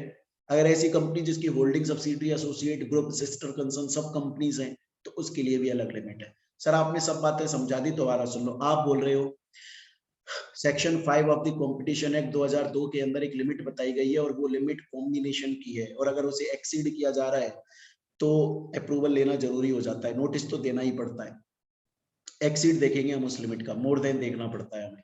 वो लिमिट तब भी पढ़ेंगे हम जब दो इंडियन कंपनीज कंबाइन हो रही है, तब भी पढ़ेंगे जब एक इंडियन एक फॉरेन की कंबाइन हो रही है। वो लिमिट हम तब भी पढ़ेंगे जब ऐसी कंपनीज कंबाइन हो रही हैं जिनकी कोई ग्रुप कंपनी नहीं है, और वो लिमिट हम तब भी पढ़ेंगे जब ऐसी कंपनीज कंबाइन हो रही हैं जिनकी ग्रुप। अरे ये बात यहां तक समझ में? सर अब लिमिट पढ़ा दो सर, अब इंतजार नहीं होता हमसे, पढ़ लो यार, ध्यान से पढ़ लो। पहले मैं बात कर रहा हूं एंटरप्राइज लेवल का मतलब है इंडिविजुअल लेवल। ऐसी कंपनीज मर्ज हो रही हैं जो इकलौती जा रही है, सब्सिडरी का नाटक नहीं कर रही। अगर इंडिया की इंडिया में हो रहा है, अगर इंडिया दोनों कंपनीज इंडिया की हैं तो असेट्स की लिमिट है 2000 करोड़, मतलब आफ्टर द कॉम्बिनेशन अगर दोनों कंपनीज की असेट्स 2000 करोड़ से ज्यादा है तो लिमिट में फंस गए। या फिर दो आफ्टर द कॉम्बिनेशन टर्नओवर की लिमिट 6000 करोड़ से ज्यादा है, दोनों में से कोई एक, और लिखा है बीच में, एंड नहीं लिखा है। तो मैं दोबारा से बोल देता हूं, इंडिविजुअल कंपनीज जा रही है, एंटरप्राइज लेवल पर जा रही है, दोनों कंपनीज इंडिया की हैं, आफ्टर द कॉम्बिनेशन अगर असेट्स 2000 करोड़ से ज्यादा है या टर्नओवर 6000 करोड़ से ज्यादा है, दोनों में से कोई एक भी केस, तो फिर इस लिमिट में फंस जाते हो, और फिर आपको पकड़ लेगा सीसीआई और अप्रूवल लेने के लिए बोलेगा। एग्जांपल देख लेते हैं एक, ये है टाटा कंपनी, ये है रिलायंस कंपनी, दोनों कंबाइन होना चाह रही है। टाटा की असेट्स 600 करोड़ है, टर्नओवर 1500 करोड़ है, रिलायंस का असेट्स 1400 करोड़ है, टर्नओवर 4000 करोड़ है। आफ्टर द कॉम्बिनेशन क्या होने वाला है? असेट्स कितनी हो जाएंगी? 600 प्लस 1400 2000 करोड़। क्या अप्लाई हो रहा है? नहीं सर, आपने बोला था मोर देन, यहाँ तो 2000 करोड़ है, हम आप बोल रहे हो 2000 करोड़ से ज्यादा। टर्नओवर कितना हो रहा है? 1500 एंड 4000, टोटल कितना हो रहा है आपका? 4 और 1 5, 5500। कितना हो रहा है? 5500, 5500 हो रहा है। क्या अब भी लिमिट एक्सीड कर रही है? नहीं कर रही सर, 6000 करोड़ है, तो मतलब टर्नओवर ना तो एसेट्स की लिमिट एक्सीड कर रही है ना ही टर्नओवर की लिमिट एक्सीड कर रही है। तो देखा जाए तो सीसीआई आराम से अप्रूवल दे देगा क्योंकि लिमिट एक्सीड नहीं हुई है। क्लियर है बच्चों? यहाँ तक स्टूडेंट बोलता है सर क्लियर हो गया। अभी तक आपने जो हमें लिमिट समझाई वो इंडिविजुअल लेवल पे समझाई, सिर्फ इंडिया के लेवल पे समझाई। आगे चलो सर, आगे चलते हैं भैया।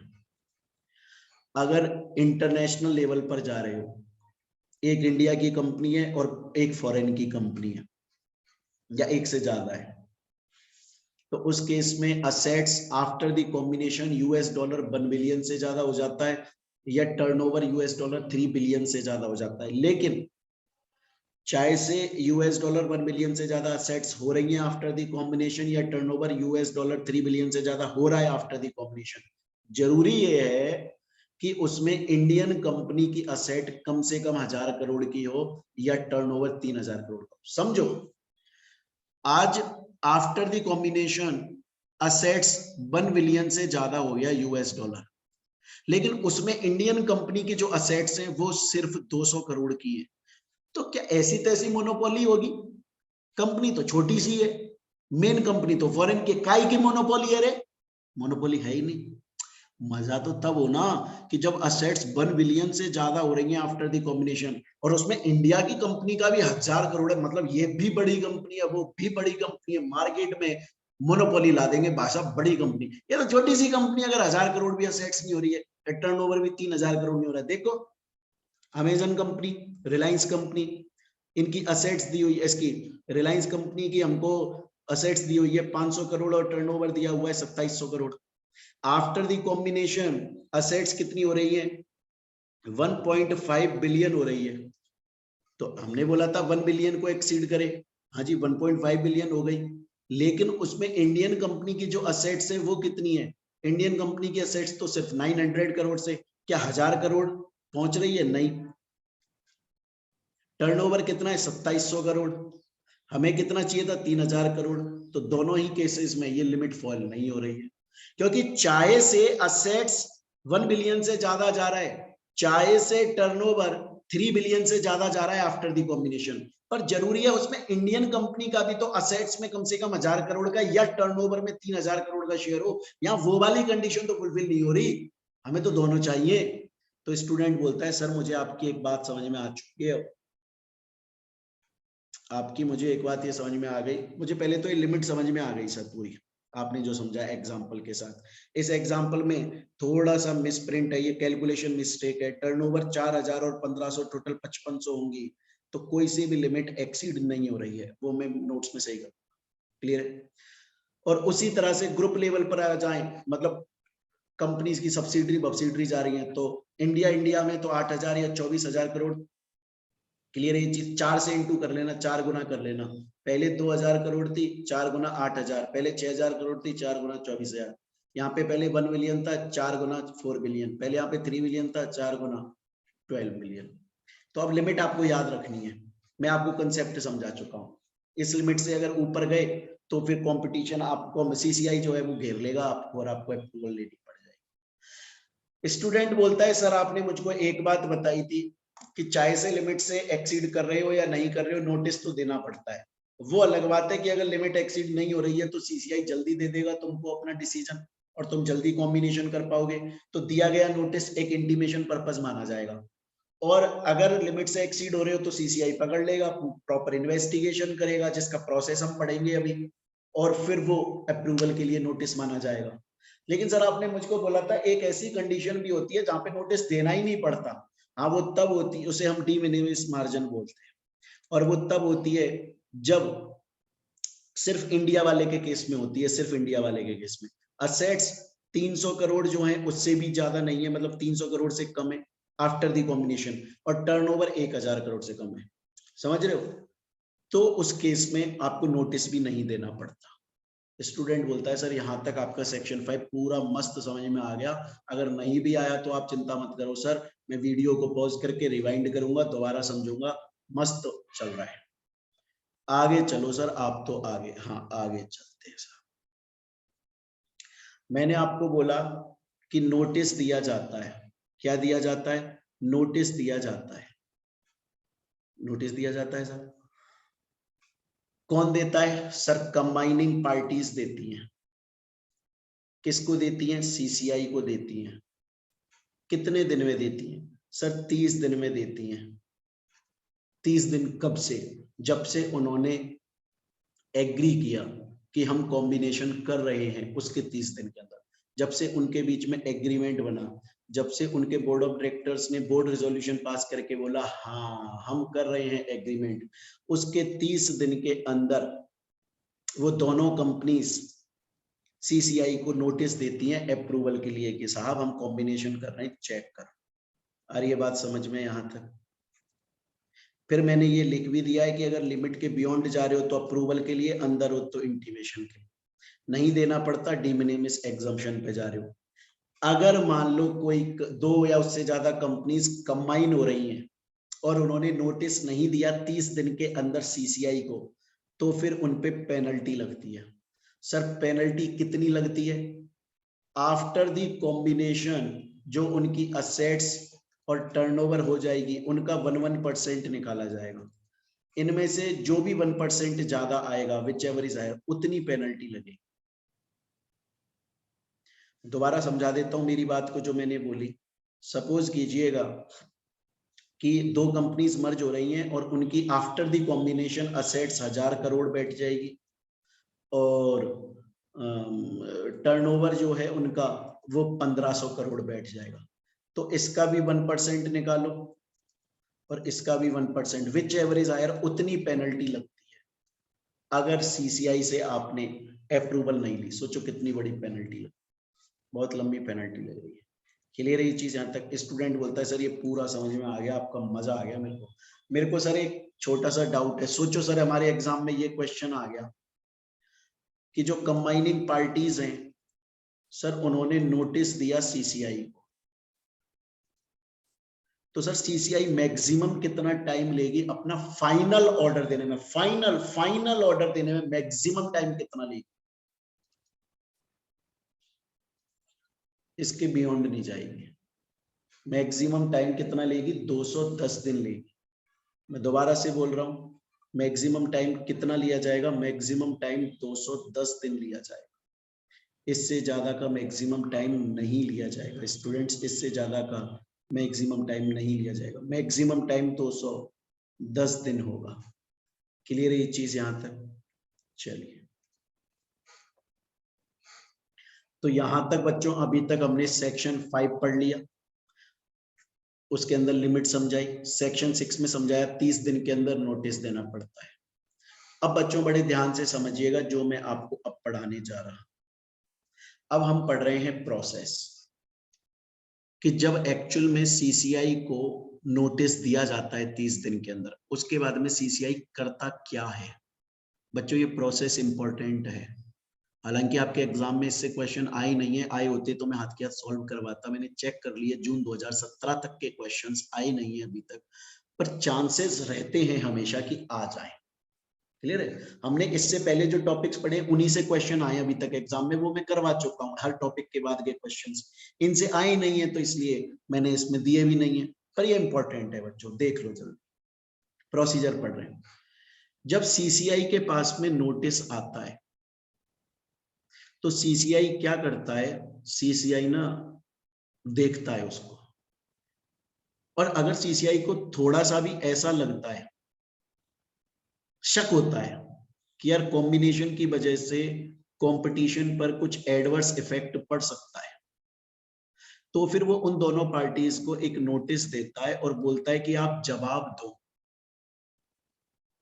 और मुझे सेटिस्फाई करो, मुझे इन्फ्लुएंस करो कि मैं आपके कॉम्बिनेशन को अप्रूव कर दूं, मुझे आप पे डाउट है। और अगर सीसीआई को नोटिस पढ़ के ऐसा लगता है नहीं यार कोई दिक्कत नहीं है, होने दो, तो वो हाथ के हाथ अप्रूवल दे देगा। तो मैं दोबारा से बोल रहा हूं, देखिए मैंने ये इसमें लिखा भी है बच्चों, ये लिखा भी हुआ है। After receiving notice CCI check करेगा क्या कॉम्बिनेशन की वजह से कंपटीशन पे, मार्केट पे कोई एडवर्स इफेक्ट पड़ेगा कि नहीं पड़ेगा। अगर हाँ पड़ेगा तो फिर एक नोटिस इशू कर दिया जाएगा, सीसीआई इशू करेगा, उन पार्टीज को इशू करेगा notice to reply by their combination should be approved, कि तुम्हारा कॉम्बिनेशन में अप्रूव क्यों करें, इन्फ्लुएंस करो। अगर सीसीआई को ऐसा लगेगा नहीं कोई दिक्कत नहीं है, तो सीसीआई हाथ के हाथ अप्रूव कर देगा। तो मतलब यहां पर तो मैटर ही खत्म, अप्रूव हो गया। यहाँ पे मैटर चालू है। अगर सीसीआई को डाउट हुआ तो सीसीआई ने क्या करा बच्चों? सीसीआई के पास आया नोटिस, सीसीआई ने चेक करा, सीसीआई को डाउट हुआ तो सीसीआई ने क्या करा? पार्टीज को नोटिस देकर बोला कि रीजंस बताओ, शो कॉज, अपना जवाब दो कि क्यों तुम्हारा कॉम्बिनेशन अप्रूव हो जाए। प्लस सीसीआई ने इनको तो बोला ही, सीसीआई ने डायरेक्टर जनरल को भी बोला। लास्ट सेकंड क्लास में मैंने बताया था ना, अगर सेंट्रल गवर्नमेंट को जरूरत लगती है तो सीसीआई की मदद के लिए डायरेक्टर जनरल अपॉइंट कर दिया जाता है। तो सीसीआई ने डायरेक्टर जनरल को बोला कि तुम्हें क्या लगता है इस कॉम्बिनेशन पे, तुम अपनी रिपोर्ट दो। तो सीसीआई के पास जब नोटिस आया, अगर सीसीआई खुश हो गया तो हाथ के हाथ अप्रूव कर देगा। हम पढ़ रहे हैं, अगर नहीं हुआ, उसे डाउट हुआ, तो फिर उस केस में वो कंबाइनिंग पार्टी से बोलेगा कि क्यों अप्रूव करूं, तुम बताओ, और डायरेक्टर जनरल से बोलेगा तुम बताओ कि तुम्हें क्या लगता है, अप्रूव करूं कि नहीं करूं। और सीसीआई के पास में जो भी जल्दी रिसीव हुआ, इनका रेस्पॉन्स या डायरेक्टर जनरल की रिपोर्ट जो भी जल्दी रिसीव हुआ, वो उसको पढ़ेगा। तो पूरा प्रोसेस अब मैं एक बार, हालांकि मैंने चार्ट में बनाया, मैं और समझा देता हूं। सीसीआई के पास नोटिस रिसीव हुआ, सीसीआई को डाउट हुआ, तो सीसीआई ने नोटिस दिया, एक तो कंबाइनिंग पार्टीज को कि भैया बताओ कि तुम्हारा मैं क्यों अप्रूव करूं कॉम्बिनेशन, एंड किसको दिया, एक तो कंबाइनिंग पार्टीज को दिया, उसके अलावा किसको दिया, उसके अलावा दिया डायरेक्टर जनरल, उसके अलावा दिया डायरेक्टर जनरल। और क्या दिया डायरेक्टर जनरल को, डायरेक्टर जनरल को नोटिस दिया गया कि तुम अपनी रिपोर्ट दो, तुम्हें क्या लगता है। अब ये दोनों अपना जवाब देंगे और सीसीआई के पास में जो भी जल्दी जवाब आएगा, सीसीआई उस जवाब को चेक करेगा। अब दोबारा वही सिचुएशन हो सकता है, इस जवाब से सीसीआई सेटिस्फाई हो जाए और अप्रूव कर दे, हो सकता है ना सेटिस्फाई हो सकता है इनमें से जो भी जवाब आया सीसीआई के पास में, सीसीआई ने उसको पढ़ा, सीसीआई को लगा हाँ हाँ सही है यार, कर देते हैं अप्रूव, तो कर देगा। पर अगर सीसीआई को डाउट हो गया, अगर सीसीआई को डाउट हो गया, अगर हो गया, तो जिस दिन उसके पास में जवाब आया है, उसके 7 दिन के अंदर वो कंबाइनिंग पार्टीज को बोलेगा कि तुम कॉम्बिनेशन करना चाहते हो, ये बात न्यूज़पेपर में पब्लिश कर दो। तो बच्चों अब मैं डेट के साथ आपको समझाऊं, अब मैं डेट के साथ आपको ये पूरा प्रोसेस समझाने वाला हूं। यहां तक आपको समझ में आया, अब मैं डेट के साथ समझाऊंगा जिससे और क्लियर। टाटा और रिलायंस ये दोनों कॉम्बिनेशन करना चाहते हैं। इन्होंने 30 जुलाई 2022 को एग्रीमेंट कर लिया, हम कर रहे हैं, तो उसके 30 दिन के अंदर इनको जवाब देना है, विद इन 30 डेज। तो हम ये मानते हैं कि इनको नोटिस देना है, इंटीमेट करना है। हम ये मानते हैं 1 अगस्त को 2022 को नोटिस आया सीसीआई के पास में, सीसीआई रिसीव्ड नोटिस ऑन 1 अगस्त। तो सीसीआई क्या करेगी, अप्रूव हो गया तो वो छोड़ो, हम तो इधर वाला लेकर चल रहे हैं। सीसीआई नोटिस देगी टू शो कॉज और डायरेक्टर जनरल को रिपोर्ट देने के लिए। शो कॉज का रिजल्ट दिया जा रहा है मान लो 10 अगस्त को, और डायरेक्टर जनरल की रिपोर्ट आ गई 8 अगस्त को। तो which ever is earlier, 8 August CCI ने पढ़ा, सीसीआई सेटिस्फाई नहीं हुआ, तो जिस दिन उसके पास में ये रिसीव हुआ 8 अगस्त, वहां से 7 दिन, मतलब 7 दिन के अंदर, मतलब टिल 15 अगस्त सीसीआई अब ऑर्डर देगा पार्टीज को कि न्यूज़पेपर में पब्लिश करो कि तुम कॉम्बिनेशन कर रहे हो। कितने दिन में देगा, 7 दिन के अंदर ऑर्डर देगा। कौन दे रहा है ऑर्डर, सीसीआई दे रहा है। किसको दे रहा है, कंबाइनिंग पार्टीज को दे रहा है। क्या दे रहा है कि तुम कॉम्बिनेशन कर रहे हो, ये न्यूज़पेपर में पब्लिक को बताओ, पूरी जनता को बताओ, जनता ने तुम्हारे शेयर्स खरीदे, जनता को बताओ ये बात। कितने दिन में दे रहा है, 7 दिन। 7 दिन कब से, इनमें से जो भी, या तो पार्टी का रिप्लाई, कंबाइनिंग पार्टीज का रिप्लाई, या डायरेक्टर जनरल की रिपोर्ट, इनमें से जो भी जल्दी रिसीव हुआ सीसीआई को, उसके 7 दिन के अंदर वो ये ऑर्डर देगा न्यूज़पेपर में पब्लिश करो। ऑर्डर दे दिया, 15 अगस्त को पहुंच गया, 7 दिन के अंदर 15 अगस्त। और एक्चुअली में पब्लिश करना पड़ेगा पार्टी को, पार्टीज को एक्चुअली में पब्लिश भी करना पड़ेगा, पार्टीज को फिर पब्लिश करना पड़ेगा। कितने दिन में, 10 दिन में। जिस दिन सीसीआई कितने दिन के अंदर बोल रहा है, 7 दिन के अंदर सीसीआई बोल रहा है। मान लो 15 अगस्त तक सीसीआई बोल रहा है, 8 से 15 के बीच में कभी भी, तो यहां से 10 दिन मतलब 25 अगस्त तक एक्चुअली में न्यूज़पेपर में पब्लिश करना है। क्लियर है ये चीज, यहां तक का समझ में आ गया? एक्चुअली में न्यूज़पेपर में पब्लिश करना है, तो डेट समझ लो, लिख लो भले ही प्रोसेस को। तो 7 दिन के अंदर सीसीआई ने ऑर्डर दिया, पार्टीज को एक्चुअली में 10 दिन के अंदर न्यूज़पेपर में पब्लिश करना है, तो टिल 25 अगस्त तक न्यूज़पेपर में पब्लिश करना है, कर दिया। और ये 10 दिन वर्किंग डेज हैं, जिस दिन छुट्टी वुट्टी है वो दिन काउंट नहीं होगा, बैंक बंद है, स्टॉक एक्सचेंज बंद है, वो दिन काउंट नहीं होगा, वर्किंग डेज है, वर्किंग डेज। अब न्यूज़पेपर में पब्लिश हो गया, तो जिस दिन न्यूज़पेपर में पब्लिश हुआ उसके 15 दिन के अंदर अंदर पब्लिक जो उन कंपनी से जुड़ी है, अगर उन्हें ऑब्जेक्शन है कि ये कॉम्बिनेशन नहीं होना चाहिए या सजेशन है, तो जिस दिन न्यूज़पेपर में पब्लिश हुआ, मान लो 25 अगस्त को हुआ, उसके 15 दिन के अंदर सीसीआई को अपने ऑब्जेक्शन फाइल कर देगी पब्लिक। कितने दिन के अंदर? 15 दिन के अंदर। तो जो भी डेट आएगी ना, 15 दिन के अंदर फाइल कर देगी। तो सीसीआई के पास में आ गए 15 दिन, कब से? जिस दिन न्यूज़पेपर में पब्लिश हुआ उसके 15 दिन के अंदर पब्लिक अपने ऑब्जेक्शन दे रही है।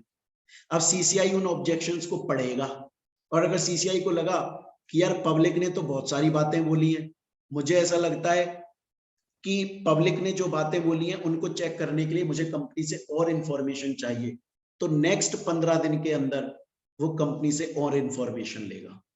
तो एक बार टाइम लिमिट दोबारा समझ लो, मैं बोल रहा हूं, आप लोगों को नोट्स दिख रहे हैं सामने, ध्यान से सुन लो।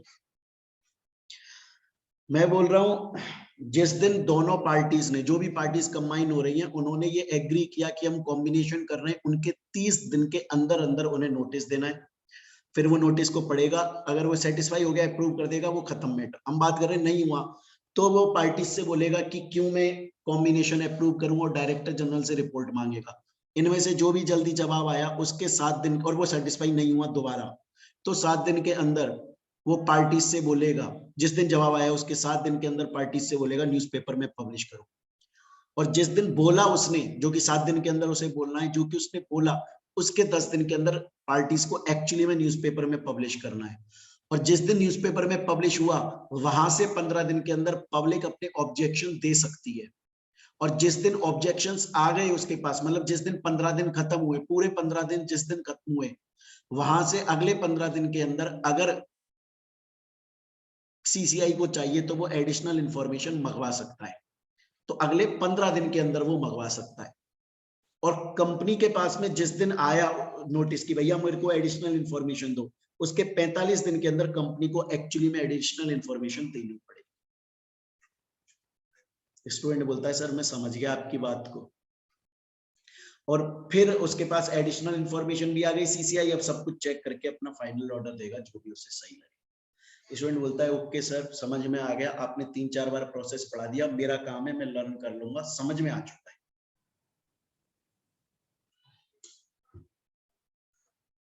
आगे चलते हैं।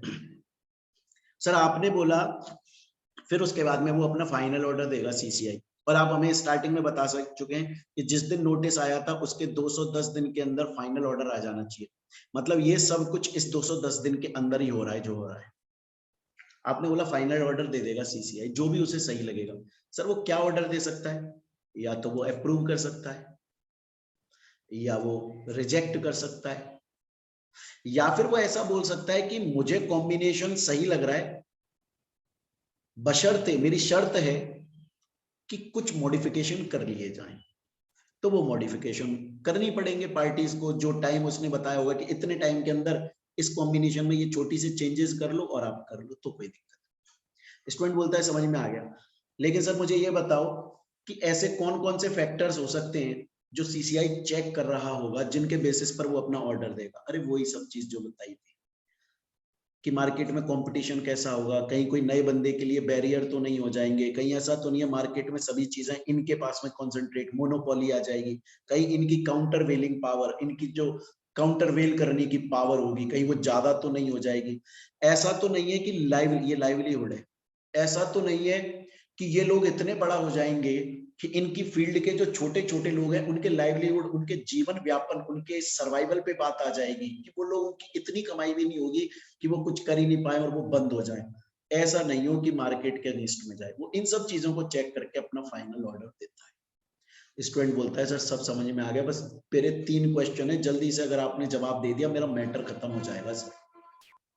मैंने बोला भाई क्या है? बोला सपोज करो सर कमीशन ने कोई ऑर्डर दिया सर और उस ऑर्डर से बंदा एग्रीव्ड हो गया, उसको लगा कि ये ऑर्डर तो सीसीआई का सही नहीं है, इसने गलत दिया। क्या सर वो इस कंपटीशन कमीशन ऑफ इंडिया के ऑर्डर के खिलाफ अपील नहीं कर सकता? अरे बिल्कुल कर सकता है सर। किसको करेगा? उसकी अपीलेट ट्राइब्यूनल को करेगा, मतलब अथॉरिटी को। सर क्या नाम है उस अथॉरिटी का? Competition appellate tribunal. सर इस अथॉरिटी को कौन बनाता है? सेंट्रल गवर्नमेंट बनाता है सेक्शन 53A में। उसके पास में अपील लगा सकता है वो इंसान जो कंपटीशन कमीशन ऑफ इंडिया के ऑर्डर से अग्रीव्ड है, इसको अपील लगा सकता है क्योंकि इसको सेंट्रल गवर्नमेंट ने इस सेक्शन में बनाया है। तो ये जो अपीलेट ट्राइब्यूनल है इसको किसने बनाया? सेंट्रल गवर्नमेंट ने। कौन से सेक्शन में? सेक्शन 53A में। अपील कौन से सेक्शन में लगेगी? सेक्शन 53B में। कौन लगा रहा है? अग्रीव्ड आदमी, जिसको ऐसा लगता है सीसीआई का ऑर्डर गलत है, मेरे साथ नाइंसाफी हुई है। कितने दिन में? 60 दिन में। सर 60 दिन कब से? जब से सीसीआई का ऑर्डर आया उसके साथ। सर सपोज कीजिए रिलायंस अग्रीव्ड था सीसीआई के ऑर्डर से, तो जिस दिन ऑर्डर आया उसके 60 दिन के अंदर अपीलेट ट्राइब्यूनल को अपील लगाई सेक्शन 53 में। अपीलेट ट्राइब्यूनल ने अपना ऑर्डर दिया, रिलायंस उससे भी अग्रीव्ड हो गया। रिलायंस पहले सीसीआई के ऑर्डर से अग्रीव्ड था तो अपीलेट ट्राइब्यूनल के पास गया, अब वो अपीलेट ट्राइब्यूनल के ऑर्डर से भी अग्रीव्ड हो गया, हाँ तो उसके भी अगेंस्ट में सुप्रीम कोर्ट के पास चले जाओ। से कितने दिन के अंदर? 60 दिन। अच्छा, मतलब जब सीसीआई ने ऑर्डर दिया वहां से 60 दिन के अंदर इस अपीलेट ट्राइब्यूनल के पास, इसने जब ऑर्डर दिया तो वहां से 60 दिन के अंदर सुप्रीम कोर्ट के पास। सर सुप्रीम कोर्ट का ऑर्डर भी हमको गलत लग रहा है, हाँ तो घर पे चुप बैठ जाओ, इसके ऊपर कहीं नहीं जा सकते अब आप। ये सुप्रीम कोर्ट है इसका नाम। और बच्चों यहाँ पे आपका कंपटीशन एक्ट खत्म होता है। तो बच्चों यहाँ कंप्लीट हो चुका है, पूरा स्टडी मटेरियल कंप्लीट हो चुका है। जो पॉइंट्स मैंने स्टडी मटेरियल के छोड़े वो आपको छोड़ने, वो इंपॉर्टेंट नहीं है। प्रीवियस ईयर के सभी क्वेश्चन इस चैप्टर से रिलेटेड हम कर चुके हैं, टॉपिक वाइज कर चुके हैं। ये इसकी 3rd क्लास थी। इससे पहले अगर आपको दोनों क्लास पढ़नी है, फर्स्ट एंड सेकंड क्लास, वो जरूर पढ़ लीजिएगा। उसमें पूरे क्वेश्चन सब करवा चुके हैं, यहाँ भी करवा चुके हैं। तो बच्चों यहाँ पर हमारा कंपटीशन एक्ट खत्म होता है, सीएमए फाइनल लॉ के सेकंड पार्ट सेक्शन बी का। अब हम आगे कंटिन्यू करें। थैंक यू बच्चों।